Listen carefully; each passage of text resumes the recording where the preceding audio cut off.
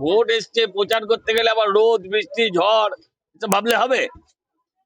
রাজ্যের মুখ্যমন্ত্রী মমতা ব্যানার্জি ভোটে দাঁড়াচ্ছে, অভিষেকে দাঁড়াবেন, তাদের কি বার্তা দেবেন? বার্তা দেওয়ার কি আছে? যাওয়ার বেলায় আর বার্তা দেওয়ার কিছু নেই। মানে বলছেন এখন চলে good bye, good bye, good bye ছাড়া আর কি বার্তা দেবো? বলছি আপনি সবসময় হিন্দু ভোটের কথা বলেন, তাহলে সংখ্যালঘু ভোটটা কতটা টান মিলে? কে বললো আমরা সবসময় হিন্দু ভোটের কথা বলি? এতক্ষণ আপনি আমার সাথে ছিলেন? আমরা ভোটের সময় হিন্দু মুসলমান করছি না, ভোটের সময় উন্নয়নের কথা হয়, ভোটের সময় উন্নয়নের কথা। তাহলে কি উন্নয়নের ডালি রাখবেন বড়নগরের মানুষের জন্য? ভাই আমি সুযোগই পেলাম না, উন্নয়ন কি করবো? এই যে নর্দমাটা দেখছো, দেখো ভালো করে দেখাও না। এই যে নর্দমাটা দেখছেন, এই নর্দমাটার উন্নয়ন হবে? এখনো খোলা নর্দমা ৮০ বছর পর স্বাধীনতার, লজ্জার নয়?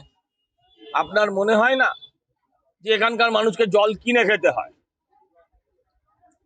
মানুষকে জল কিনে খেতে হয়, আপনার খারাপ লাগবে না? বড়নগরে এক একটা সময় আপনি আন্দোলন করেছেন, পার্ক থেকে শুরু করে নর্দমা। এবার যদি বিধায়ক হিসেবে আসেন, কতটা কাজ করবেন? ৩৬৫ দিন কাজ করবো, কিন্তু 5 দিয়ে বকে নিয়ে কি বলবেন? দিয়েতে তো মিথ্যাবাদী হয়ে গেলেন মমতা আবার একবার। এখন তো শুনতে পাচ্ছি উনি বলেছেন যে 3 বছরের না 4 বছরের দিয়ে দেব। 17 থেকে বোধহয় 19 অব্দি দিয়ে দেবে বলেছে এখন, আর 19 থেকে 26-এর দিয়ে দেবে না এখন। তাহলে কি লাভ হলো? কি দিলেন উনি? উনি 10% বলে কি দিলেন? 25% বলে উনি কি দিলেন? বাবাজি কা ঠুল্লু হয়ে গেল তো এটা। পার্লামেন্টের পক্ষে শান্তিযুক্ত আছে, কতটা চাপ? হ্যাঁ, বড়নগরে উনি লোহার মতো শক্ত, বিরাট টাফ। উনি তো জিততে দাঁড়াননি। উনি আমার ভাইয়ের মতো, ওনার প্রতি পূর্ণ সম্মান রেখে বলছি, ওনাকে আমি দায়ী করছি না।